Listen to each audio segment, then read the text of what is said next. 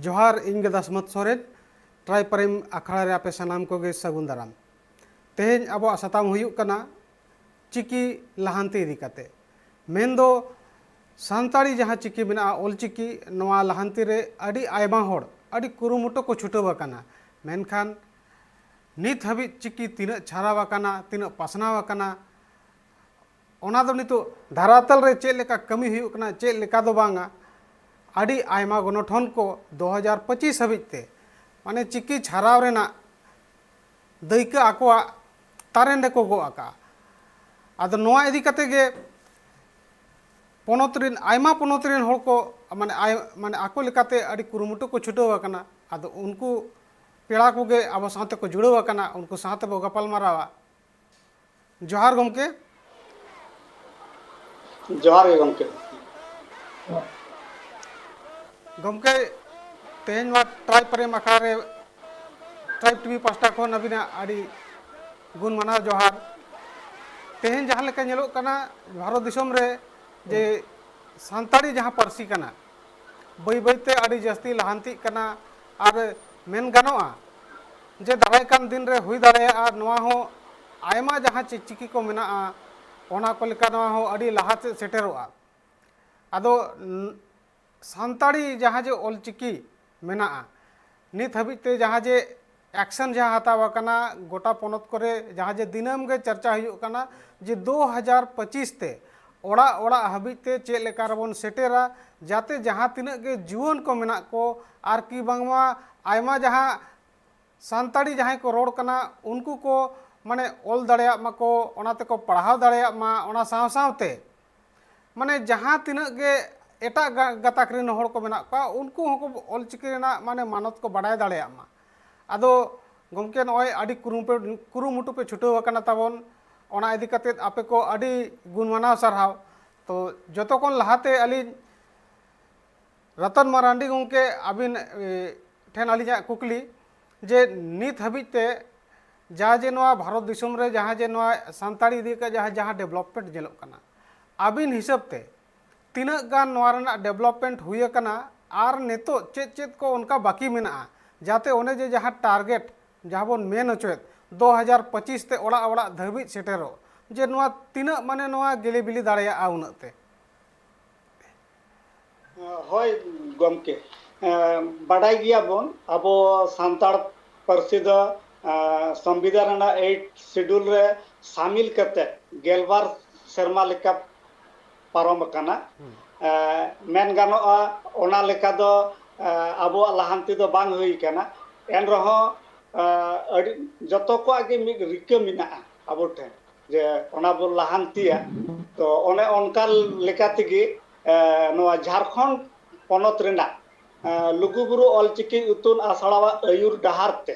नोआ मोड़े Goten district मेने दो नॉर्थ छोटनागपुर मेरा दो धनबाद गिरिडीह हजारीबाग रामगढ़ बोकारो इने वते लुगुबुरु ऑलचिकी उतुन आसड़ावा अयुर डहार ते नित बिते आलेले छुटेव कना ओनाना डेवलपमेंट लगित ते नोआ ऑलचिकी प्रचार पासनाव लगित ते आर नोआ लेकातिगे आले डिस्ट्रिक्ट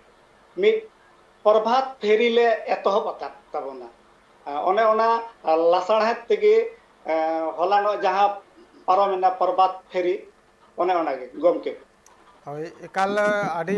नपाय कथा कना और नोकाना माने समाज पास्टा खन इनिशिएटिव हताव दरकार कना मेनखान रतन गमके अली नोआ बाडाय सनालिया जे नोय जहाँ लेका नोय जे प्रचार प्रसार चला कना होड़ को तलारे नोय जे रैली उडको कना और नोआ रे अड़ी आयमा होड़ को सेलेदो कना मेनखान आपे जहाँ जे अगुवन को तबन मेना पेया माने नोआ रेना माने प्रेरणा को माने ओका कोरे खन पे ᱧᱟᱢᱮᱜᱼᱟ जे आबोआ हो जहाँ जे आयो आड़ांग कना ओना रेना जहाँ चिकी कना नोआ हो पासना दरकार कना चे लेकारे ओका खन बिन माने उयहर ᱧᱟᱢ का जे जहाँ उनका को लई आकावत बिना बांगा नोमा जखन गे मिद ऑल पढ़ा कते अबो बुद अकिलो कना बोन उन खान गे अबो बन बुझेआ अबो दो खेरवाल वंश जाति सांताड़ अबोआ भेगार मिद जाति मिना अबोआ मिद भेगार धर्म मिना अबोआ मिद भेगार ऑल जहाँ दो पंडित रघुनाथ मुर्मू अबोय ऑल ᱥᱚᱫᱚᱨ ᱟᱠᱟᱫ ᱵᱚᱱᱟ ᱟᱨ ᱟᱵᱚ ᱡᱩᱫᱤ ᱦᱟᱨᱟ ᱵᱩᱨᱩ ᱥᱟᱱᱟᱭᱮᱫ ᱵᱚᱱᱟ ᱮᱱᱠᱷᱟᱱ ᱚᱱᱟ ᱛᱮᱜᱮ ᱵᱚᱱ ᱦᱟᱨᱟ ᱵᱩᱨᱩᱜᱼᱟ ᱱᱚᱜᱼᱚ ᱱᱚᱣᱟ ᱠᱟᱛᱷᱟ ᱠᱟᱛᱮᱫ ᱜᱮ ᱚᱞᱪᱤᱠᱤ ᱥᱮᱬᱟ ᱦᱩᱭ ᱠᱟᱱᱟ ᱡᱟᱦᱟᱸ ᱫᱚ ᱟᱥᱮᱠᱟ ᱯᱟᱦᱴᱟ ᱠᱷᱚᱱ ᱟᱨ ᱱᱤᱛ ᱫᱚ ᱟᱥᱮᱠᱟ ᱯᱟᱦᱴᱟ ᱠᱷᱚᱱ ᱥᱮᱬᱟ ᱛᱟᱭᱚᱢ ᱟᱯᱟᱱ ᱟᱹᱯᱤᱱ ᱟᱛᱳ ᱫᱤᱥᱚᱢ ᱨᱮ ᱡᱚᱛᱚ ᱠᱚᱜᱮ ᱵᱚᱱ ᱪᱷᱩᱴᱟᱹᱣ ᱟᱠᱟᱱᱟ ᱚᱱᱠᱟᱜᱮ ᱟᱞᱮ ᱠᱚᱦᱚᱸ ᱟᱞᱮ ᱯᱟᱦᱴᱟ ᱱᱚᱣᱟ ᱪᱤᱠᱟᱹᱛᱮ ᱢᱤᱥᱚᱱ ᱚᱞᱪᱤᱠᱤ 2025 ᱥᱟᱨ ᱥᱟᱹᱜᱩᱱᱚᱜ ᱛᱟᱵᱚᱱᱟ ᱚᱱᱮ ᱚᱱᱟ ᱟᱭ ᱩᱢᱟᱹᱱ ᱠᱟᱛᱮᱫ ᱜᱮ ᱟᱞᱮ ᱞᱮ ᱪᱷᱩᱴᱟᱹᱣ ᱜᱚᱢᱠᱮ ᱟᱪᱪᱷᱟ ᱮᱠᱟᱞ ᱥᱟᱹᱨᱤ ᱠᱟᱛᱷᱟ ᱢᱟᱱᱮ ᱡᱟᱦᱟᱸ ᱞᱮᱠᱟ ᱡᱚᱛᱚ ᱦᱚᱲ ᱯᱮ ᱪᱷᱩᱴᱟᱹᱣ ᱟᱠᱟᱱᱟ ᱱᱚᱣᱟ ᱢᱤᱫ ᱫᱤᱱ ᱵᱟᱝ ᱢᱤᱫ ᱫᱤᱱ ᱱᱚᱣᱟ ᱜᱮᱞᱮ ᱵᱤᱞᱤᱜᱼᱟ ᱟᱨ ᱚᱱᱮ ᱡᱮ 2025 ᱡᱟᱦᱟᱸ ᱡᱮ ᱢᱤᱥᱚᱱ ᱫᱚᱦᱚ ᱟᱠᱟᱱᱟ ᱢᱟᱱᱮ ᱥᱟᱠᱥᱮᱥ ᱨᱮᱱᱟᱜ ᱡᱟᱦᱟᱸ ᱡᱮ ᱚᱱᱟ ᱥᱤᱬᱤ ᱢᱮᱱᱟᱜᱼᱟ ᱱᱤᱥᱪᱤᱛ ᱨᱩᱯ ᱛᱮ ᱚᱸᱰᱮ ᱥᱮᱴᱮᱨᱚᱜᱼᱟ ᱚᱱᱠᱟᱱᱟᱜ ᱟᱹᱞᱤᱧᱟᱜ ᱦᱚᱸ ᱢᱟᱱᱮ ᱩᱭᱦᱟᱹᱨ ᱵᱷᱟᱵᱽᱱᱟ ᱢᱮᱱᱟᱜᱼᱟ ᱱᱤᱛ ᱨᱚᱢᱮᱥ ᱥᱚᱨᱮᱱ ᱜᱚᱢᱠᱮ ᱡᱟᱦᱟᱸᱭ ᱟᱵᱚ ᱥᱟᱶᱛᱮ ᱯᱮᱲᱟ ᱞᱮᱠᱟᱛᱮ ᱡᱩᱲᱟᱹᱣ ᱟᱠᱟᱱᱟᱭ ᱟᱨ ᱩᱱᱤ ᱴᱷᱮᱱ ᱦᱚᱸ ᱟᱹᱞᱤᱧᱟᱜ ᱠᱩᱠᱞᱤ ᱛᱟᱦᱮᱱᱟ ᱜᱚᱢᱠᱮ ᱱᱚᱜᱼᱚᱭ ᱡᱮ ᱡᱟᱦᱟᱸ ᱱᱚᱣᱟ ᱚᱵᱷᱤᱭᱟᱱ ᱡᱟᱦᱟᱸ ᱡᱮ ᱮᱛᱚᱦᱚᱵ ᱟᱠᱟᱱᱟ ᱜᱚᱱᱚᱴᱷᱚᱱ ᱯᱟᱥᱴᱟ ᱠᱷᱚᱱ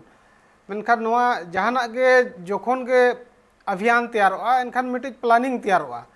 ᱟᱪᱪᱷᱟ ᱪᱮᱫ ᱞᱮᱠᱟᱨᱮ ᱱᱚᱣᱟ ᱥᱟᱱᱛᱟᱲᱤ ᱢᱟᱱᱮ ᱪᱤᱠᱤ ᱚᱲᱟᱜ ᱚᱲᱟᱜ ᱯᱟᱥᱱᱟᱣ ᱫᱟᱲᱮᱭᱟᱜᱼᱟ ᱪᱮᱫ ᱚᱱᱠᱟ ᱨᱚᱲᱱᱤᱛᱤ ᱢᱮᱱᱟᱜᱼᱟ ᱡᱮ ᱪᱮᱫ ᱞᱮᱠᱟᱨᱮ ᱱᱚᱣᱟ ᱚᱲᱟᱜ ᱚᱲᱟᱜ ᱫᱷᱟᱹᱨᱤᱡ ᱵᱚᱱ ᱥᱮᱴᱮᱨ ᱦᱚᱪᱚᱭᱟ ᱟᱨ ᱜᱤᱫᱽᱨᱟᱹ ᱠᱚᱵᱚᱱ ᱪᱮᱫ ᱦᱚᱪᱚ ᱠᱚᱣᱟ ᱚᱱᱠᱟᱱᱟᱜ ᱪᱮᱫ ᱚᱱᱠᱟᱱᱟᱜ ᱨᱚᱲᱱᱤᱛᱤ ᱢᱮᱱᱟᱜᱼᱟ ᱜᱚᱢᱠᱮ ᱱᱤᱛᱚᱜ ᱠᱚ ᱢᱟᱱᱮ ᱦᱳᱭ ᱟᱣᱟᱡ ᱪᱟᱞᱟᱜ ᱠᱟᱱᱟ आवाज में आंदो ᱧᱟᱢ ᱫᱟ ᱜᱚᱝᱠᱮ हाँ रमेश गंके गंके आवाज पे ᱧᱟᱢ ᱫᱟ हाँ ᱧᱟᱢ ᱮᱫᱟᱞᱤᱧ आवाज चलक ना आवाज हाँ और मसे अभी ᱪᱚᱯᱯᱟ ᱢᱟ ᱫᱚ ᱟᱹᱞᱤᱧ ᱴᱨᱟᱯ ᱴᱤভᱤ ᱥᱮ ᱠᱷᱚᱱ ᱱᱤᱭᱟᱹ ᱴᱨᱟᱯ ᱴᱤভᱤ ᱥᱮ ᱠᱷᱚᱱ ᱟᱹᱞᱤᱧ ᱟᱹᱰᱤ ᱟᱹᱰᱤ ᱥᱟᱨᱦᱟᱣ ᱪᱟᱞ ᱱᱤᱭᱟᱹ ᱴᱤᱵᱷᱤ ᱨᱮ ᱟᱹᱞᱤᱧ ᱢᱟᱱ ᱫᱟᱣ ᱞᱤᱧ ᱧᱟᱢ ᱠᱮᱫᱟ ᱟᱹᱞᱤᱧᱟᱜ ᱟᱵᱮᱱᱟᱜ ᱱᱤᱭᱟᱹ ᱨᱮ ᱠᱩᱠᱞᱤ ᱱᱤᱭᱟᱹ ᱜᱮ ᱛᱟᱦᱮᱱᱟ कि आतु आतु ओड़ा रे चिकाते माने बोलक दरकार है से तो अलिगा विचार दिस हुदिस तो निये जब सब अब संथाली भाषा जब भारत संविधान 8 शेड्यूल में चले ना तो उन्होंने आमंत्रण ज्ञान चलू तो करना उनको पता है तो आले कुरुमुटु करा 2025 धाबी गी उड़ा उड़ा कुरुमुटु उना लगे आले गुरु लुगुबुरु ऑल इतुन आसरा से ख अहिल था मानतान राम कुमार सोरेन साथे जब एक कुरुमुटु डिस्ट्रिक्ट काम के अध्ययन प्रोजेक्ट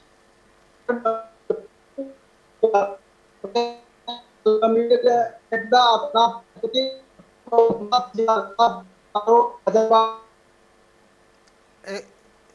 एकाल गमके आड़ी नपाय जानकारी आर मिधावलिन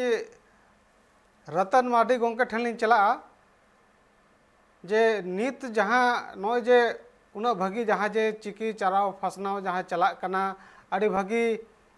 माने समाज रे चेलिन मेना आड़ी मरांग मिट्टी जहाँ परिवर्तन रेना जहाँ जे अभियान हुई अकना आर जोतो होड़ नार को सेलेदो कना आतु आतु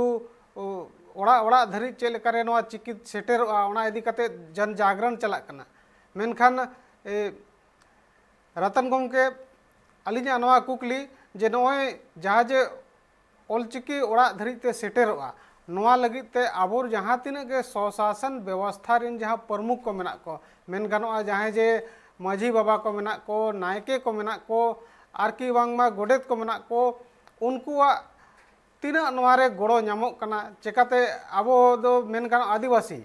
आबो जोतो होड़ को बड़ाया जे आबो आदिवासी दो आतु दिसम रबन ताहेना और जहाँ तिना के होड़ माने सांतार तेबन गपाल मारा कान जोतो उनको दो आतु रिन कना को आर माझी नायके उनको लतार रे को ताहेन कना माने उनको आय बाबा लेकाते मेना को आदो उन्हें जहाँ आतु रे जहाँ आय बाबा को मेना को नायके माझी तो उनको नवा कमी होरा रे तीना गड़ो नामोग कना होय गमके नो अडी दामान कथा आले जखन ले एतोहब एत कना मिट नवा अतु ले बोलन कना उन दो मांग ते मंझी नायके सागले रोपड़ कना और उनको रोपड़ तायम गे ओना अतु रे आरहो जातले गे मेना कोआ जतो को साथे गपाल मारा गोटाई आले जे नॉय ऑलचिकी प्रचार प्रसार रे आले ले हेज केना आदो नोआ रेदो मोटामुटी भाले के रेस्पॉन्स ᱧᱟᱢᱚᱜ ᱠᱟᱱᱟ ᱟᱫᱚ ᱢᱮᱱ ᱜᱟᱱᱚᱜᱼᱟ ᱱᱚᱣᱟ ᱫᱚ ᱪᱤᱨᱜᱟᱹᱞ ᱞᱤᱠᱩ ᱠᱷᱟᱱ ᱱᱤᱭᱟᱹ ᱨᱮᱱᱟᱜ ᱨᱮᱥᱯᱚन्स ᱫᱚ ᱟᱹᱰᱤ ᱜᱮ ᱵᱷᱟᱜᱮ ᱧᱟᱢᱚᱜ ᱠᱟᱱᱟ ᱟᱞᱮ ᱱᱤᱛ ᱦᱟᱹᱵᱤᱡ ᱡᱟᱦᱟᱸ ᱛᱤᱱᱟᱹᱜ ᱞᱮ ᱧᱮᱯᱮᱞ ᱧᱟᱯᱟᱢ ᱟᱠᱟᱱᱟ ᱨᱚᱯᱚᱲ ᱟᱠᱟᱱᱟ ᱟᱹᱰᱤ ᱜᱮ ᱱᱟᱯᱟᱭ ᱟᱨ ᱚᱱᱟ ᱱᱟᱯᱟᱭ ᱤᱭᱟᱹ ᱠᱟᱛᱮᱫ ᱜᱮ ᱱᱚᱜᱼᱚᱭ ᱯᱨᱚᱵᱷᱟᱛ ᱯᱷᱮᱨᱤ ᱡᱟᱦᱟᱸ ᱟᱞᱮᱭᱟᱜ ᱮᱛᱚᱦᱚᱵ ᱚᱱᱟ ᱛᱟᱞᱟᱛᱮ ᱚᱱᱟ ᱟᱛᱳ ᱨᱮᱞᱮ ᱮᱛᱚᱦᱚᱵᱮᱫ ᱠᱟᱱᱟ ᱜᱚᱢᱠᱮ ᱟᱪᱪᱷᱟ ᱢᱟᱹᱡᱷᱤ ᱵᱟᱵᱟ ᱠᱚᱣᱟᱜ ᱟᱨ ᱠᱤ ᱵᱟᱝᱢᱟ ᱱᱟᱭᱠᱮ ᱠᱚᱣᱟᱜ ᱟᱹᱰᱤ ᱱᱟᱯᱟᱭ ᱜᱚᱲᱚ ᱧᱟᱢᱚᱜ ᱠᱟᱱᱟ ᱚᱱᱟ ᱥᱟᱶ ᱥᱟᱶᱛᱮ ᱱᱚᱜᱼᱚᱭ ᱡᱮ ᱯᱚᱧᱪᱟᱭᱮᱛ ᱵᱮᱵᱚᱥᱛᱷᱟ ᱦᱮᱡ ᱟᱠᱟᱱᱟ ᱟᱛᱳ ᱨᱮ ᱢᱟᱱᱮ ᱱᱤᱛᱚᱜ ᱫᱚ ᱱᱚᱝᱠᱟ ᱟᱠᱟᱱᱟ ᱡᱟᱦᱟᱸ ᱛᱤᱱᱟᱹᱜ ᱜᱮ ᱡᱷᱟᱲᱠᱷᱚᱸᱰ ᱦᱩᱭᱩᱜ ᱵᱟᱝᱜᱟᱞ ᱦᱩᱭᱩᱜ ओडिशा ᱦᱩᱭᱩᱜ ᱡᱟᱦᱟᱸᱭ ᱡᱮ ᱢᱩᱠᱷᱤᱭᱟᱹ ᱠᱚ ᱛᱟᱦᱮᱱ ᱠᱟᱱᱟ ᱯᱚᱧᱪᱟᱭᱮᱛ ᱥᱚᱢᱤᱛᱤ ᱠᱚ ᱛᱟᱦᱮᱱ ᱠᱟᱱᱟ ᱡᱤᱞᱟ ᱯᱚᱨᱤषद को तहन कना आर की बांगमा जिला परिषद अध्यक्ष को तहन कना जोतो गे नॉय जे व्यवस्था रेना मिटी जहां जे हर कना नोआ हर रिन जोतो हर अगुवन जहां मेना को जोतो आदिवासी के मेना को आदो मेन गानोआ नुकु दो मिटी सरकारी रिन प्रतिनिधि हो कना को आदो नुकु होतेते माने आपे को तीना गड़ो पे ᱧᱟᱢᱮᱜᱼᱟ जे चिकाते नुकु हो आबो माने तलारिन हर कना को और नुकुआ गड़ो बांखान अड़ीगान जहां जे सरकार जहां गड़ो मेना चिकाते नोआ दो भारतीय 8वीं अनुसूची रे सम्मिलित जहां भाषा कना संतारी और ओना रेना गे नोआ चिकी कना एनखान नोआ डेवलप रेना जिम्मेदारी उनकुआ तारेन रे हो मेना आदो एनखान नुकु चिकी छाराव रे तिना को गड़ो आपे कना जे बांग को गड़ो आपे कना गंके होय गमके नोआ दिक दे दो अड़ी की उदासीनता नेलोक कना तो ओनागे आले नित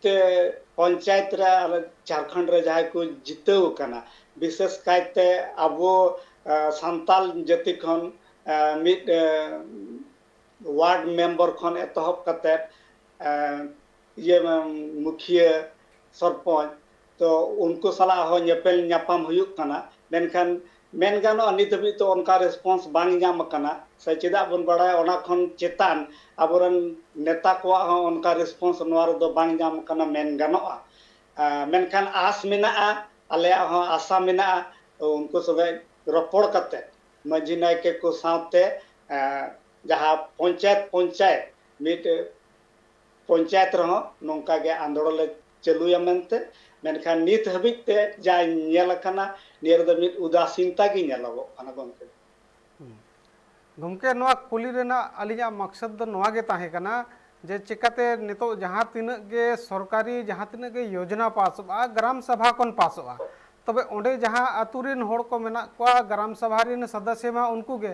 उनको जहाना को मेन ओचोया माने ओना गे हुयुआ चिकाते नोय 2025 रेना जहां जे मिशन मिटी हतावा कना जुदी नोआ रे मिटी माने इतुन आशा दरकारवा ताहेन लगी पढ़ा लगी मिटी जहां जे ठौका मिटी चातम उमुल दरकारवा और ओंडे जहां जे ओना हुडी मारंग अड़ी गान खर्चा को मेना जुदी उनको को चाहवा एनखान उनको पास्टा खन माने सरकारिया अड़ी मारांग गड़ो ᱧᱟᱢ दाड़ेया ओना गे अलिया कुली रा मकसद आदो नोआ आपे पास्टा खन आको जहाना चिट्ठी को की बांग एम बड़ा हकान आर की बांग मा आपे पास्टा खन उनकाना जहां नालिश को दोहो हकान जे नोआ इदी कते आले नोआ मिशन नोंका ले दोहो हकादा और नोआ रे आपे को हो आले गड़ो दरकार आमेनते नोआ दो आले ला आय उमन का नित बिर चिट्ठी को दो अरी अब होय मेनखान लगन गेले एमेत कना और आशा ले दोहोया नोआ कथा उनको को माना बतावा और मिट कथा मेन गान अबो जहां नोआ ऑलचिकी आंदोर जहां मिशन 2025 नोआ दो मिट नॉन फॉर्मल एजुकेशन तो बन करावेआ मेनखान अबो तलारे बडाइमा निये दो मिट 8 शेड्यूल रे शामिला अबो संताली भाषा कना मेनखान मिट फॉर्मल एजुकेशन जहां दो प्राइमरी लेवल खन चितान धाप बे हुई लेक कना जहां दो अबो झारखंड रो दो बांग हुई कना अदो नोआ को कथा को निये गी हा नेपेल ᱧᱟᱯᱟᱢ रेना आलेया मिट कमी हराम मेना गम एकाल सारी कथा गंके आर मिट्टी कथा बड़ा संगले जा गंके जहां लेका नितो जहां जे अब माने भारत देशम रे जहां जे एजुकेशन सिस्टम जहां मेना जे निचला स्तर रे आतु आतु रे जहां लेका प्राथमिक विद्यालय मेना ओना बाद मिट्टी पंचायत स्तर रे तारा करे दो हाई स्कूल मेना और ओना बाद कॉलेज सेटरोआ मेनखान ओनकाना कि आपेया हो दिस हुदिस को मेना जे आतु आतु रे इतुन आसड़ा कोबन बेरेदा जहाँ रे आतु होड़ा गड़ो ताहेना चेकाते नित मेन दाड़ेया मिट्टी गणठना होतेते आया उनिया आयुरते उनिया निर्देशते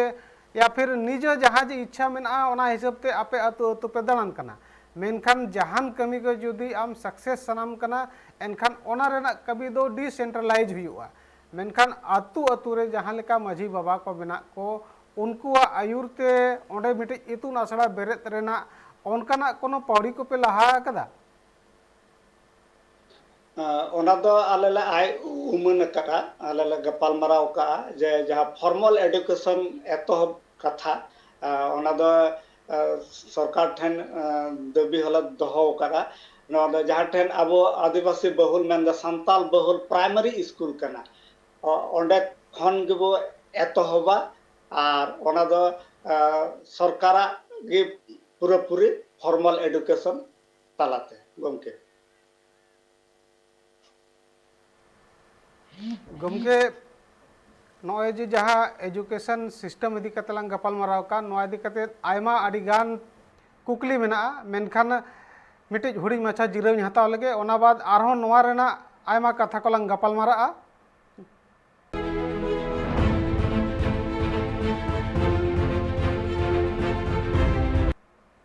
जिरो तायम आपे को आर दोहाते सगुन दाराम आबो बो गपाल मारा कना ऑलचिकी लाहांती बाबते और अब साथे किन जुड़वा कना रतन मार्डी गोंके और रमेश सोरेन गोंके तकिन और दोहाते रतन मार्डी गोंके ठेन आलिया कुकली जे गोंके नितो जहाँ जे अब एजुकेशन जहाँ सिस्टम मेना माने मेन गानोआ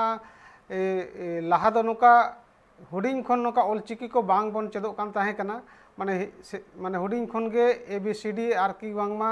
माने हिंदी भाषा भाषी तेबन पढ़ा कान ताहे कना मेनखान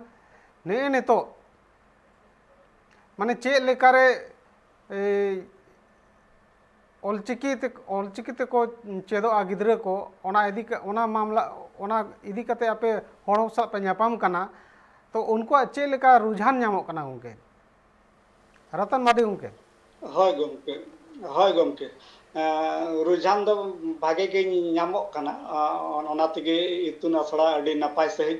चलुक कना एन रहो मेन गानोआ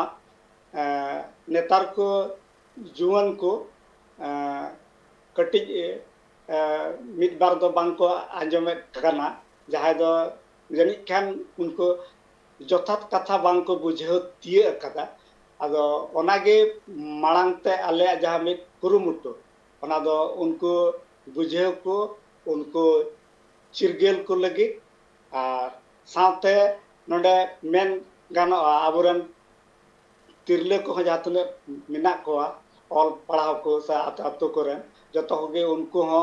भेगार रूप ते मिद चिरगेल हुयुक कना और येलोगो कना नोडे मिद कथा मेन गानो आबुरन जुवन को मुद्रे कोड़ा गिद्रे खन कुड़ी गिद्रे की जस्ती कहते ऑलचिकी इतुन आसड़ा को हजुक कना कोड़ा गिद्रे दो को कमोक कना जनी खान मेन गानोआ कोड़ा गिद्रे को दो हाट पता छता एटा से को डहरा कना नोहा बुन मेन दड़ेया नोहा मिद बेबड़ी ऑर्सोंग आबो तला रे जहां खातिर नोआ को कथा बांग को बुझो तिय दड़ेया कना तो नोआ को कटि चिरगेल को रेना अडेगे लक्ति मिना ओना चिरगेल आतेद गे अब नोआ ऑलचिकी मिशन 2025 बन सार सगुन होचो दाड़ेया आलेया कुरुमुटु दो नोआ गे नोआ को दिस हुदिस कातेद गे आले दो मोड़ा गोटान डिस्ट्रिक्ट जहां दो नॉर्थ छोटापुर रे पड़ा कना मिद जुमिट कते इनी गोटा डिस्ट्रिक्ट रे मिदते नोनकान प्रभात फेरी खन एतहब कते आरहो नियरेना ऑलचिकी इतुन आसड़ा बेरेट और ऑलचिकी इतुन आसड़ा साथे ओंडेन को जहातने गे जुवन को मिना कोआ उनको को नोआ ऑलचिकी इतुन आसड़ा को लेबेदमा नोनकान चिरगेल अभियान के नितेबि चलो तना गोमके आदि नापाय कथा गोमके मेनखान आर मिट्टी कथा लिन लैया जे जुआन को जहाँ जे दाड़े मेना ओना दो मेन गानोआ ओना दो आरी अप्रत्याशित गया और जुआन को जहाँ कमी रेको सेलेदोआ ओना कमी दो तीसों बांग फेलोआ ओना लेकाते नोआ कुकली इदी काते गे आलिन रमेश सोरेन ठेन लिन चला जे रमेश सोरेन गंके जे नॉय जुआन को जे नॉय माने जा जे नोआ मिशन जहाँ मेना नोआरे अड़ी कम को जुड़ा कना आरकी मामा उनको चे लेकारे जुड़ा आको ओना रेना अबिना चे दिस हुदिस जे चे लेकारे नुको को जुड़ाव दाड़ेया जाते नॉय जहाँ जे ओलचिकी छाराव रेना जहाँ अभियान मेना ओना जस्ती कोन जस्ती माने अतु रे नेल दाड़ेया मा जतो हर को पढ़ाव दाड़ेया मा। हाँ रमेश सोरेन गंके पाले जहाना एटकेटोणे हुयुग कना रमेश गंके ठेन अलिया कथा बांग सेटरोग कना रमेश सोरेन गंके जे जुआन को चे लेकारे माने नोआ ऑलचिकी मिशन रे जस्ती कोन जस्ती को जुड़ ओना रेना इदी काते अबिना चे दिस हुदिस मेना रमेश सोरेन गंके ठेन पाले अलिया माने आवाज बांग सेटरोग कना आड़ांग ओनाते रतन गंके ठेन गे आर मिधो नोआ रेना कुकली गंके जे जुआन को जहाँ जे दाड़े मेनोग कान माने नोआ दो अड़ी मरांग दाड़े कना समाज रे जुदी जुआन को दाड़े नाम लेन खान जहाँ तिना गे माने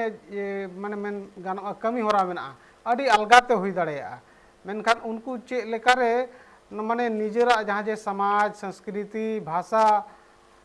पास्टा चे लेकारे को डाइवर्टोआ चिकाते नितोगा समय कना नोय पाश्चात्य संस्कृति मेना 3G 4G आरो नितो 5G सेटर लगी तब नवा नवा अड़ी गान जिनिस माने उनका तड़क भड़क नेल नामोग कना अड़ी होर दो अतु खोन हो शहर बाजार से को चला कना आ बाजार से खोन अतु दो बाक रुवाड़ कना और निजेरा माने जहाँ जे भाषा संस्कृति मेना ओना हो को हिड़िñेआ मेनखान ओय आपे को अड़ी कुरुमुटु जहाँ आर नोआ मिटे मिशन लेका पे हताव का मेनखान उनको हो तो समाज रिन होड़ कना को तो उनको नोआ पास्टा चे लेका तो को रुवाड़ और ओने जहाँ जा मिशन ओना चे लेका रे सक्सेस हो ओना रे माने चे लेकाना उनका कमी लेखान जुआन को नोआ मिशन को सेलेद दाड़ेया हय गंके जुआन को संगे आले रोपड़ दो नोआ धारा नेतार बोन नेला प्रत्येकटी आतो रेगे मिमिट रकम गावता मेना ना मेन गानोआ नित बोन नेलेद कना प्रत्येकटी गावता रेगे फुटबॉल एनेज यात्रा ऑर्केस्ट्रा ओना प्रोग्राम अड़ी जोर को दोहयत कना अड़ी रस्के सला को दोहयत कना नपाय गे ओना हो आबो मिट समाज ना अंश कना बड़ी दो बांगा आले आले दो उनको ठेन मिटेंगे नेहर ले दोहयत कना जे फुटबॉल एनेज ओना हो मिट खेलोड आबो हो कना ओना हो नपाय गे सावते प्रतिटी गावता रे आबो सिखनेत बाखरा तह कथा को दोहयमा और ऑलचिकी सिखनेत लगिते उनको को कुरुमुटुयमा खान गे आलेले मेनेट कना जे जहाँ तने गे गावता मेना ओने जे खेल हेपरा को दोहो हुयुग कना मिटन तो बजट लगा कना ओने ओना खन गे किछुटा अबो सिखनेत सेन अबो ऑलचिकी पढ़ाव सेन अबो गुन दोहयमा तो खूब गे भागिया एनखान गे उनको जहाँ जुआन को एटा सेन को मोहडा कना उनको को उनकुआ चिरगल हो हुआ सावते अबो जहाँ मिशन 2025 ओना हबन सारसगुन होचोया तो नोआ दो मिट कुरुमुटुर गे हिना नोंकान अरसंग दो अरी नेल ᱧᱟᱢᱚᱜᱼᱟ मेनखान आशा मेना नोआ दो मिद दिन सारसगुन गिताबोना और आशा बन दोहयत कना नुको जुआन को आको डहार मिद दिन अबो नोआ जहाँ अबो कना अंते को मोंडा चिदा से नुको दो मिद दिस हुदिस बांग खातिर और उनका हर दिशा उदु हर बांग खातिर ओना खातिर गी नुको को मिद सन को डहारा कना ओनारन दाई दो अबो सेना हड़ गे अबो गो बाबा गे ओना दो अबो मना बता तक होया बना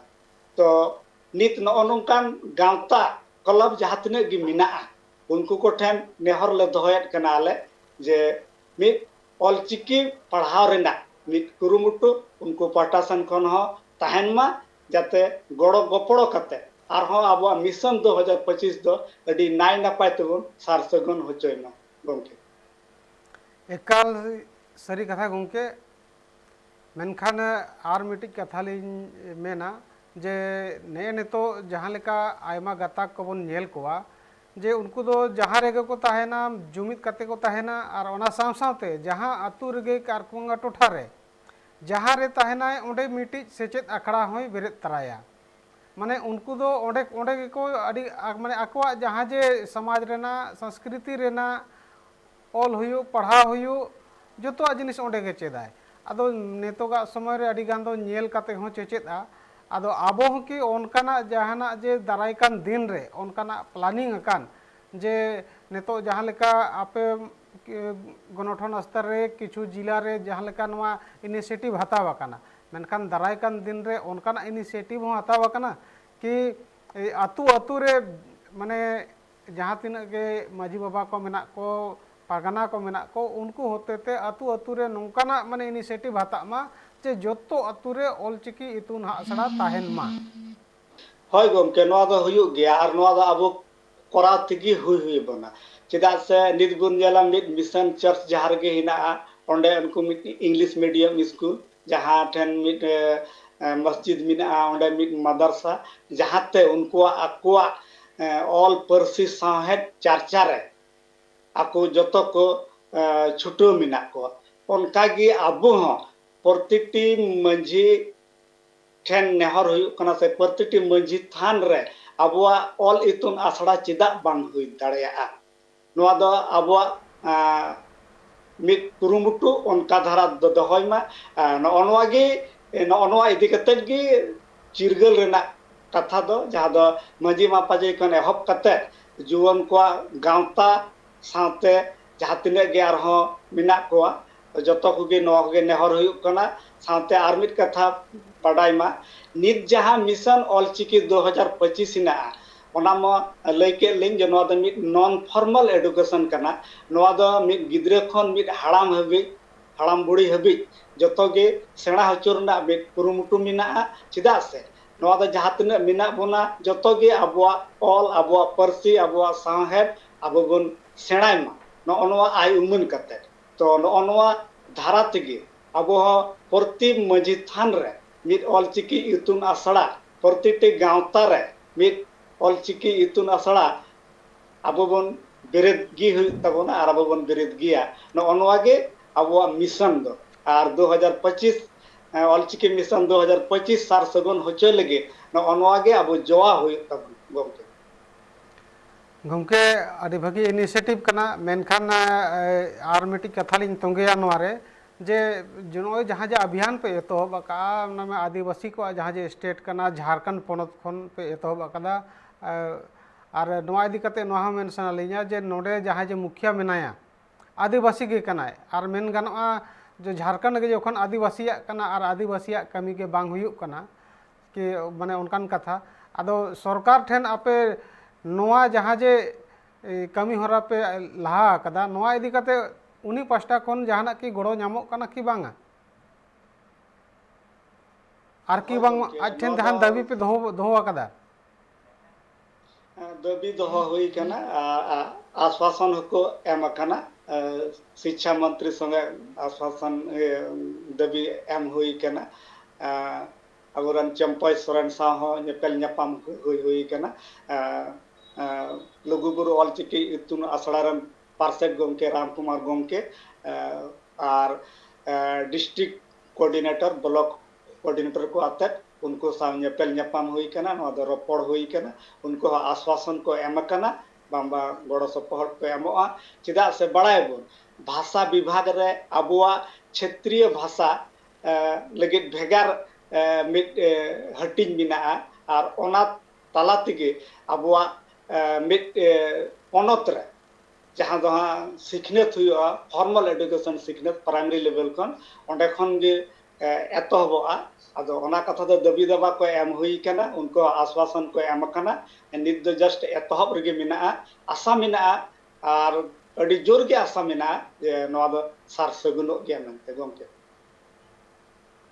एकाल सारी कथा गमके आर मिट्टी जिनिस ना दो गपाल मारा एकाल माने जरूर कथा कना जे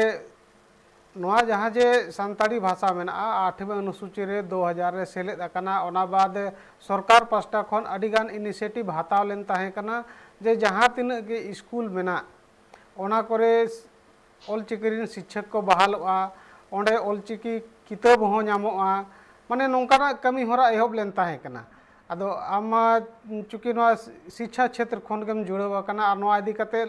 माने लहांति रेना एम कमी और नितो होनाम जुड़ाव कन गया जे चे लेकारे माने जहां माने नोआ इदी कते में बांग बांग बुसड़ कना उनको हो चे लेकारे बुसड़ोआ और नोआ ऑलचिकी जहां जे कना ओना जतो को चेत दाड़ेयामा अदो ओना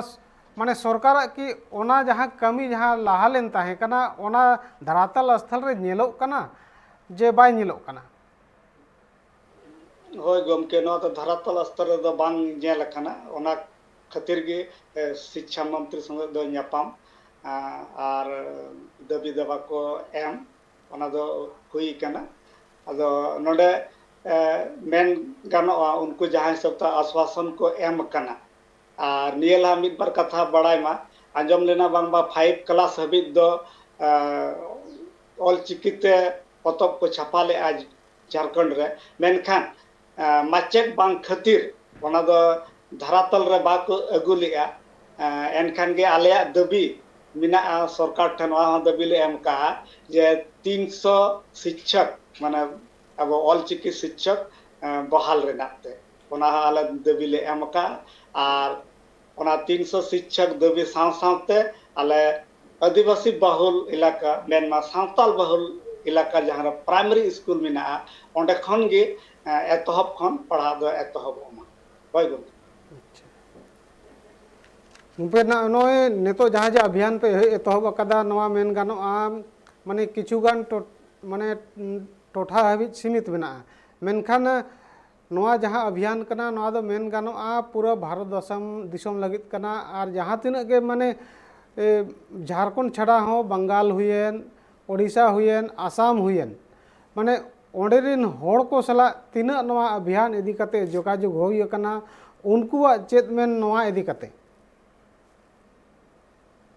जोगाजोग दो हुई कान गे गमके अदा मेन गानोआ बंगाल रो दो अडी को लहाव कना उनको दो नितो ग्रेजुएट लेवल पे ऑल चिकिते पढ़ाव चलू कना अदो ओने ओना दिकते आले झारखंड रे नेलोक कना आले दो अडी गे तायम रे ओने ओना खातिर गे आले मिट कुरुमुटु ऑल चिकी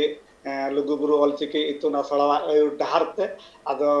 नित हबिज आले मोड़ा गोटन डिस्ट्रिक्ट साथे जमशेदपुर और जामताड़ा होले शामिल कदा और नोंका गे आले अभियान दो चलात तेगे तहना और जहां हबिज हुयुक कना उड़ीसा रेना ओंदा ओंते हो नपाय गे हुयुक कना मेनते आंजम कना और ने जे आले आले दो एहब इदाले आले नोंडे खन गे एहब लिखान गे ओना गे पासनावते गोटाई और नेलोगोग कना नाना हुनर पनत रेगे निजे निजे जायगा रे निये ऑल चिकी ना प्रचार प्रसार भागे के हुयुक कना ओना दो मेनमा आसाम रहो नेल ᱧᱟᱢᱚᱜ कना और से एटा करे हो बिहार रहो जहां नितो बिहार रे अब आदिवासी को सांताड़ को मिना को उनको को हो अडी नपाय रेस्पॉन्स नेल ᱧᱟᱢᱚᱜ कना सोशल मीडिया तलाते तो आले दो जस्ट एले एतहब कदा नो नियरिना अदो हा नियरना आले टारगेट जहाँ हुई कना 2025 ऑल चिकी मिशन ओना सारसगुन होचो लगे आले आले ठेन चिकाते आलेन हड़ले चिरगेल होचो कोआ मांग दो नोवागे आले कुरुमुटु आले ठेन हड़ले चिरगेल होचो लिकु खानगे आले हम मिट गड़ो गपड़ ले नाम लेखान गे मिट दाड़ेले बुझेवा एनखान गे आरहो ओना प्रचार प्रसार दो आरोले बढ़तिया से आरहो एटा पनोतरन हड़ संगे ᱧᱟᱯᱟᱢ कते आदो अब भारत दिसम तलारे नोआ मिट आंदोड़ बो दोहया चिदा से नोंडे झारखंड रे मिट कथा बडाई मा जे अब सांताली हो मिट क्षेत्रीय भाषा मेनतेगे डिक्लेयर कना मेनखान निने द अब बाबुन बुझे आज अब सांताली भाषा द 8 शेड्यूल रे लागू कना अब द मेन गानो मिट राष्ट्रीय भाषा कना एनखान राष्ट्रीय भाषा हुई लेन खान दो तो अब दो झारखंड रे नोआ दो अब मिट पनत परसी हुई लगती कना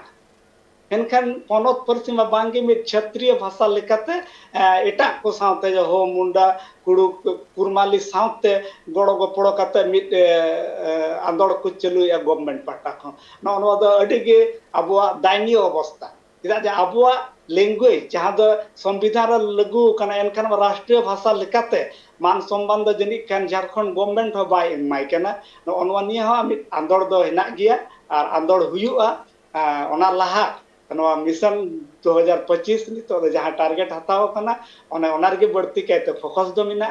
ओना सांसद गे हा नो को आरहो चितान धाप रेना जहां कना ओना दो आज तिगी हा अब हर डार बुन नेल इदी गमके एकाल सारी कथा गमके मेनखान आर मिटिक कथा लिंग मेना जे ने नेतो जहां जे उनको मेन गानोआ जे होडिंग गिद्रा हुयो आरकी बांगमा उनको हाड़ाम को हुयो बुढ़ी को हुयो तो उनको मुद्रे माने निजरा जहाँ जे ओलचिकी जहाँ लिपि मेना ओना इदी कते माने उनको चेत रुझान नेलो कना चिकाते उनको मा मांग मा जहाँ लका नेलो कान ताहे कना जे जे जे हिंदी वाला जहाँ जे ये अक्षर को मेना ओना इदी कते जस्ती ज्ञान सियान ताहे कना मेनखान नोय जे आपे लेकान को अडी गान होर जहाँ जे माने विदाउट एनी माने माने ओंडे खन जहाँ इंटरेस्ट माने ओनारे अपना जहाना कोनो स्वार्थ बनुआ निजे माने निजेरा ओड़ा रेना दाका जम कते आरकी बांगमा माने माने अडी गान ओड़ा रेना कमी को दिया बड़ा कते सर्दी सितुंग जावगे माने एकदम सेता आयु पे छुटो वकना तबे नोका उना रिहिट पे छुटो वकना अदो ओना रेना ग्राउंड लेवल रे माने गिद्रा को माने तीन को चेत दाड़ेया कना बांग को चेत दाड़ेया कना चिकाते उनको ठेन के असल जोश दोना उनको को चेदो खान दाराय कान दिन रे ओना आरहों जस्ती पासना आदो उनको जहाँ जे कमी हो रहा आरकी बाबा चेहरा नेल कते आपे चेत पे हुदिस दाड़ेया कना जे आपे जहाँ जे अभियान पे छेड़ा वका ओना दाराय कान दिन रे की जो बिली दाड़ेया जे जे जे ओना पाछे ओना कसा एमानोआ बांगा गमके नोंका दो बांगा नो दो जो बिली गिताबोना और जो बिली कान गिया ओना तेगे आले आंदोड़ नितबी जा रेस्पॉन्स नाम कना ओना दो भागे नाम कना ओना दो नोआ जा प्रभात फेरी से मिचिल ले उडुकट कना ओना को नेल तेगे आय उमन दाड़े आबुन आर बुन मेन दाड़े बांगबा नोआ ना रेस्पॉन्स तो भागे गिया और नोलिन मेने अबो दो मेन गानोआ जे अबो जहां सिखनेत कम खातिर की नोआ को एपरेंडे तो हुई कना आदो बै बैते अब बन सिखनेत इदिलेन खान गे ओना को जहां जांगे दाराम नामक कना ओना दो नापायोआ ओना दो जतक को निदु को बुझती एड गिया और नो बखराते ट्राइब टीवी हो अडे सरहावली इमाया अली पाटा खन जाते ट्राइब टीवी पाटा खन हो नोवारना आंदोड़ मिटे दोहो का जहां आले को आंदोड़ हो जहां दो नोवार शामिलो कना खान गे अब बन बुझेवतिया अब दो चिट कना अब चिट भाषा कना चिट ऑल कना ओना कथा जतो गे टीवी तलाते और आले को जहां आतुले चला कना ओंडे ओना को तलाते अब जतो हड़ा गड़ो गपड़ते जहां नो मिट आंदोड़ बु सृष्टि का आंदोड़ बन करावे नोवाते दो अब मिट जॉबली अब हुयुग गिताबुना और ओनागे आले आस दो नोवा आस दोहो कतेर गे आले द लहा सेन ले ताड़ामिया और ताड़ामका गे मिना लिए गमके समाज रे आरहों मिटी उनका चितर हों नेल जाम कना चिकाते जहाँ जोखन गे लाहांती डहार लहा आम एनखान कटारे किछु जनुम हो बाजाव गया आगे मांग रे बढ़ा हो तहन गया और झंटी हो नामोआ आदो उनका के झारखंड पोनत रे जहाँ लेका आपे मी पास्टा पे छुटो वकना माने चिकी चेलका रे छरा होड़ जस्ती कोन जस्ती निजेरा आयो आड़ांग ते चेलका ते को रोड़ा और ओना आयो आड़ांग रे जहाँ चिकी मेना चेलका रे ओड़ा ओड़ा रे सेटेरोआ और माने गिद्रा ठेन कोन हाड़ाम ठेन कोन बुढ़ी ठेन कोन जो तो को चेत दाड़ेया मेनखान मिटी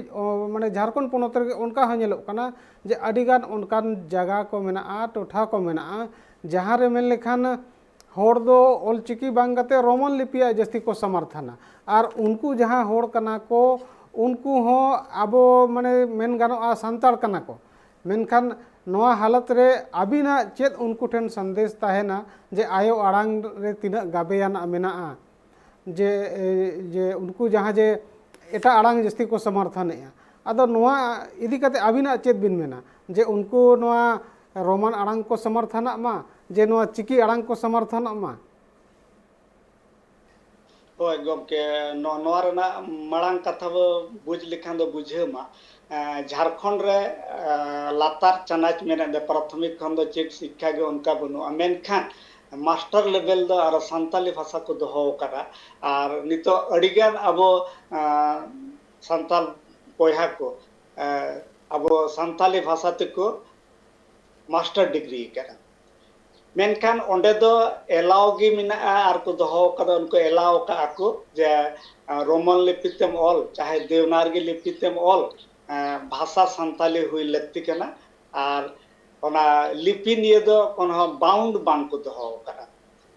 खान गे नोरा अलिया दिस उदिस दो नोआ गे जखन अब ऑलचिकी रिना प्रचार प्रसार उनका बांग हुई कान तहे उन जो खन गे नोआ दो मास्टर लेवल ना पढ़ा हुई कान तहे उन जो दो नोआ दो ठीक की तहेया और नित दो जखन अबो बो न्याम कदा अबोआ ऑलचिकी अबोआ ऑल अबोआ परसी अबोआ साहेब तहले अबोआ साहेब अबोआ परसी अबोआ जहाँ संताली भाषा तो बो पढ़ा कना एनखान लिपि दो एटा दो चिदा नोआ जहाँ तने गे नितो कॉलेज को मिना कोआ जहाँ को ऑलरेडी मास्टर डिग्री को हताव करा उनको हो नोआ लुगुबुरु ऑलचिकी इतुन आसड़ा अयुर डहार रे मिना कोआ उनको पाटा सेन को नेहर हुई कना से उनको को है हुमन का बांग बा नोडे दो चिक हुई कना मिटन खाली लिपि चेंज माने चिकी चेंज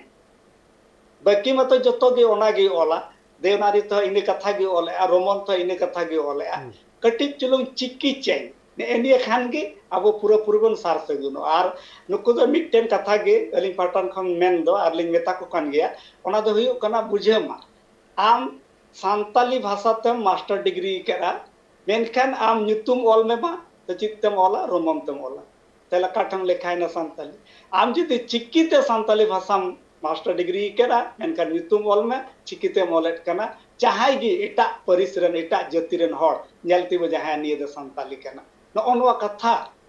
बुझेव ती लिखान गे अब जहां तने गे नित को बांग बड़ाई खातिर जहां को मास्टर डिग्री करा संताली ते और रोमन लिपिते से देवनागरी ते उनको ओना को बुझेव तिएगा और उनको हो नोआ को बुझती लिखान अदो ओना रोमन लिपि और देवनागरी लिपि को बगी आमेंते दिस उदिस ᱧᱟᱢᱚᱜ ᱠᱟᱱᱟ से उनका के एम हुई कना और ने दो मिद दिना हुई गया और कथा हुई कना जे अलिया मेन दो जे सरकार पहाटा खन गे संताली भाषा जखन गे पढ़ा कना जहाय गिद्रे एनखान उनिया चिकी दो संताली गे हुई लगती कना चिदा से 8 शेड्यूल जखन संताली भाषा बन शामिल होचो कदा और दो चिकी हो सफा सफी बन ऑल कदा जे ऑल चिकी मेनखान नोआ स्टेट रे झारखंड रे विशेष कायते ओना दो पूरा पूरी बाको लागू का खातिर गे नोआ दो आरो अबोरन जुवन को बड़ाई तुलुज हो ओना दो बाको कमी अड़िगान को एंडा चिदा से उनी बड़ाई इन रोमन ते ऑल लेखान हो नंबर में नाम और मास्टर डिग्री ना डिग्री नामे कना मेनखान जुदी सरकार पहाटा खन नोआ दबी दोया बांगा ऑल चिकिम माध्यम तेगे संताली पढ़ा दो हुयुआ और नोआ गोबन ठाड़ो गोटाई मा सरकार ठेन दबी बुन दोहय मा एनखान गेम नेला अबुआ संताली ऑल संताली परसी संताली साहेब अबुआ एकाल गे हारा बुरु गमके एकाल सारी कथा गमके मेनखान नाहा कान जुग कना जहाना जिनिस गे जखने करावा जहाना होड़ एनखान निजेरा स्वार्थे नेला माने ऑल पढ़ा कना एनखान ओना सीधा आज नौकरी पेशा सला ए जोड़ावा आदो ओना अबिन ठेन अलिन ना बड़ाय सना लिया कि अबो नवा ऑलचिकी आर कि बांगमा संताली भाषा पढ़ाव कते होड़ तीना संगिने लहा दाड़ेया माने जुदी होड़ संतार ते पढ़ा कनाय ऑलचिकी ते माने चेदो कनाय एनखान तीना संगिने लहा दाड़ेया गमके चिकाते अबिन माचेत कना अबिन नवा इदी कते भागी लेका बिन बड़ाया आदि होड़ नवा इदी कते माने कन्फ्यूजन तक मेना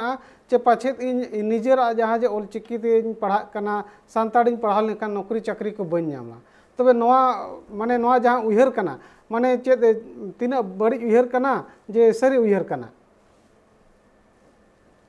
ᱟᱹᱰᱤᱜᱮ ᱵᱟᱹᱲᱤᱡ ᱩᱭᱦᱟᱹᱨ ᱜᱚᱢᱠᱮ ᱪᱮᱫᱟᱜ ᱥᱮ ᱱᱚᱰᱮ ᱡᱷᱟᱲᱠᱷᱚᱸᱰ ᱨᱮ ᱡᱚᱠᱷᱚᱱ 5 ᱠᱞᱟᱥ ᱦᱟᱹᱵᱤᱡ ᱚᱞᱪᱤᱠᱤᱛᱮ ᱯᱚᱛᱚᱵ ᱯᱩᱛᱷᱤ ᱠᱚ ᱪᱷᱟᱯᱟ ᱥᱚᱫᱚᱨ ᱠᱮᱜᱼᱟ ᱥᱚᱨᱠᱟর ᱯᱟᱦᱴᱟ ᱠᱷᱚᱱ ᱢᱮᱱᱠᱷᱟन ᱚᱱᱟ ᱫᱷᱟᱨᱟᱛᱚᱞ ᱨᱮ ᱵᱟᱝ ᱞᱟᱹᱜᱩ ᱞᱮᱱᱟ ᱪᱮᱫ ᱠᱷᱟᱹᱛᱤᱨ ᱚᱞᱪᱤᱠᱤ ᱢᱟᱪᱮᱫ ᱜᱮ ᱵᱟᱝ ᱠᱚ ᱛᱟᱦᱮᱸ ᱠᱟᱱᱟ ᱱᱚᱰᱮ ᱟᱵᱚ ᱩᱭᱦᱟᱹᱨ ᱢᱟ ᱟᱨ ᱡᱩᱣᱟᱹᱱ ᱠᱚ ᱱᱤᱭᱟᱹ ᱜᱮ ᱵᱩᱡᱷᱟᱹᱣ ᱦᱩᱭᱩᱜ ᱠᱟᱱᱟ ᱥᱮ ᱱᱤᱭᱟᱹ ᱜᱮ उनको से गपाल मरा हुई कना जुदी अब आसेका पाहटा जहाँ दा आसेका गे नितो अब ऑलचिकी ना प्रचार प्रसार ना अंगीभार गो का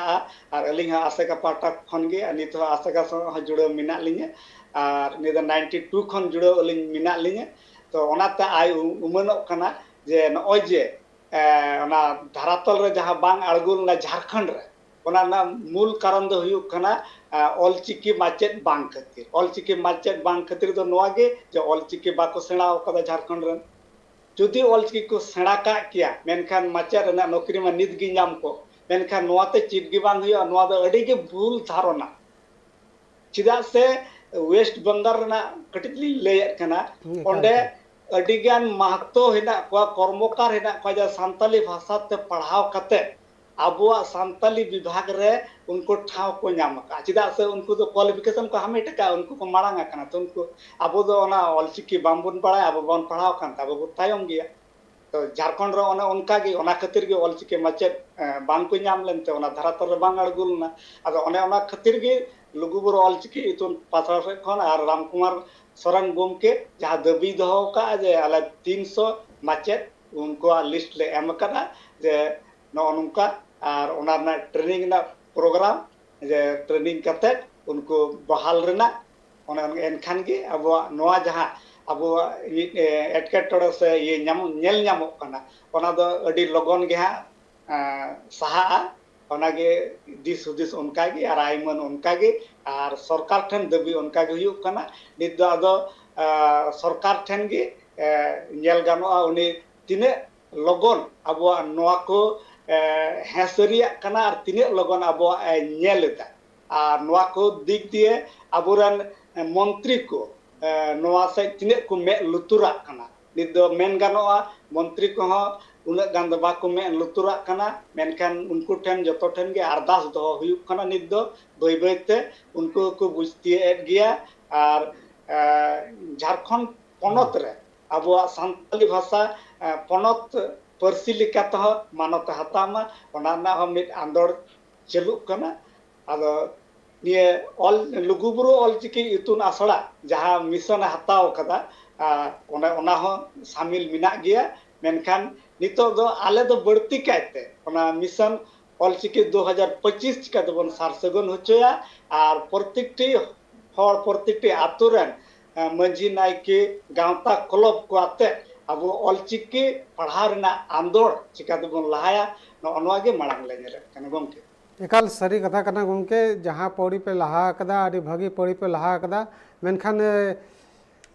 समय हुयुक कना हुडिंग मछा मिटे जिराव हताव रेना जिराव हताव बाद आरो अड़ी आयमा कथा कुकली रेना मेना ओना बाद ओना इदी कते लांग गपाल मारावा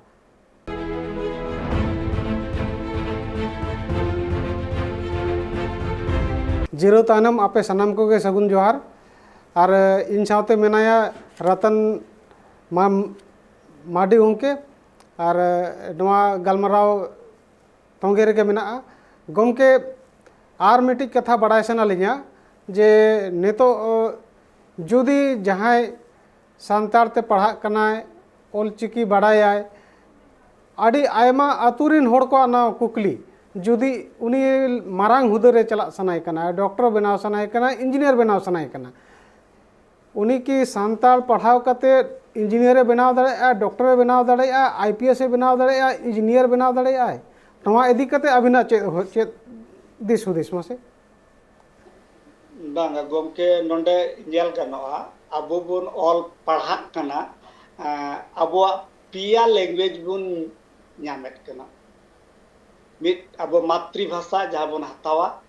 ओना साथे आरहो बारिया लैंग्वेज बड़ा लगती कना पिया लैंग्वेज अते एजुकेशन सिस्टम अब मेना तो आले लुकुबुरु ऑलचिकी इतुन आसड़ा द एतहब खनगे मिट प्राइमरी लेवल खनगे नोआ दबी दबाला दहो करा जे अबो दो संताली हिंदी इंग्लिश नोआ पिया लैंग्वेज बुन दहोया चेदा से अब जहाँ तक बन पढ़ाव कना पिया लैंग्वेज दो दोह गे हुआ ओना खन जहाँ मातृभाषा कना ओने ओना गे बढ़ती बन जोरा कना मेनखान आरहो बारिया भाषा बड़ाई तगी हुई कान ताबुना तो एनखान नोआर दो जहाँ एटकेटोड़े हुआ मेनते अलिंग दो बालिंग मनेया चेदा से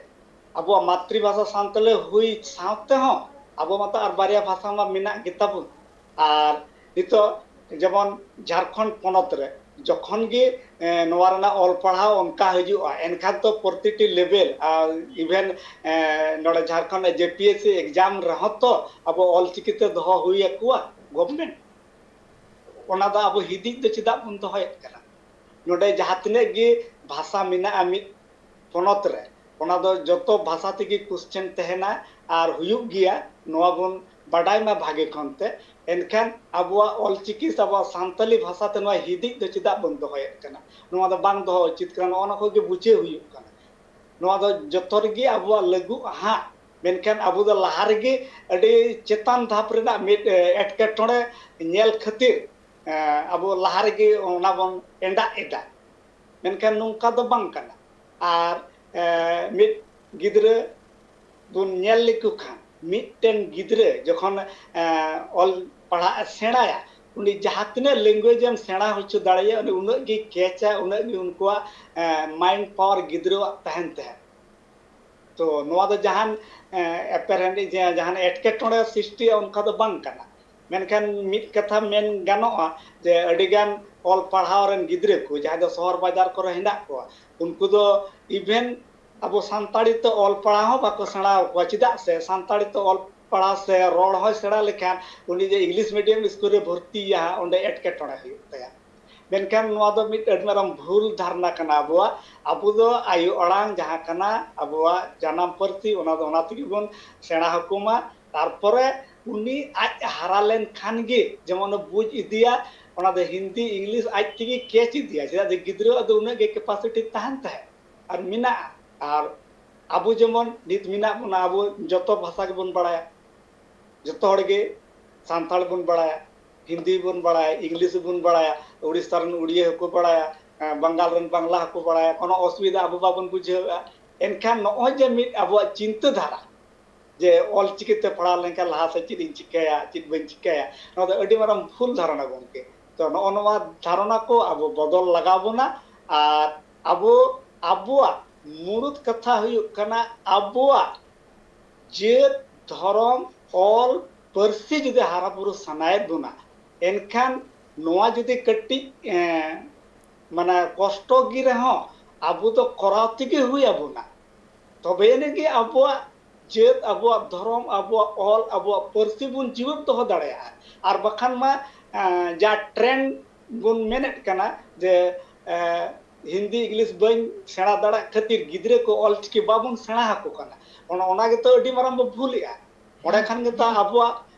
ऑल अबुआ रोड अबुआ परसी जतो बन आद एदा चेदा अब गिद्रे मा एटा डहार बन उदु हको का उनको तायम दाराम जुदि सेणा हको एनखान सेणा बाय रेबेना ओना खातिर ओनो के चिंता धारा मांग अब बदल लगाबोना और ऑल चिकी सेणा कते अब बाबो सेणा दाड़े तो लहाते बाबो पढ़ा दाड़े सेणा हड़ बाबो बनाव दाड़े नो जे मिद चिंता भावना नो दो अडी मिद भूल धारणा है मांग बुन बुझेत कना मिद एटकेटोड़े बन अटकारत कना ओना दा अटकारो गिया चेदा से मिद जहाँ इंग्लिश मीडियम रे गिद्रे को पढ़ा कना नितो बन नेरत को बाजार रे उनको दो इंग्लिश मीडियम साथे हिंदी मीडियम तेको पढ़ा को आले लुकुबुरु ऑल चिकी इतुन आसड़ा जहाँ राम कुमार सोरेन गमके उडार तो हुयुग कना ओनार दो जहाँ पढ़ाव ले आले ले मेनया प्राथमिक लेवल खना जहाँ दबी ले दोहो कना ओना दो अबो सानताली माने ऑल चिकी देवनागरी हिंदी और इंग्लिश नो पिया जहाँ पिया लैंग्वेज हताव गे हुई ना पिया लैंग्वेज ते पढ़ा हुयुग कना नित हो नोआ मुड़ुद कथा दोहो कते आले हड़ बुझेव ले एतहब कना अदो नोगे अब सार सगुन लगाबोना और नोगे अब आंगोज लगाबोना तबे नेगे अब अब लेका बुन जीवत दाड़ेया भारत दिसम तालारे होय गमके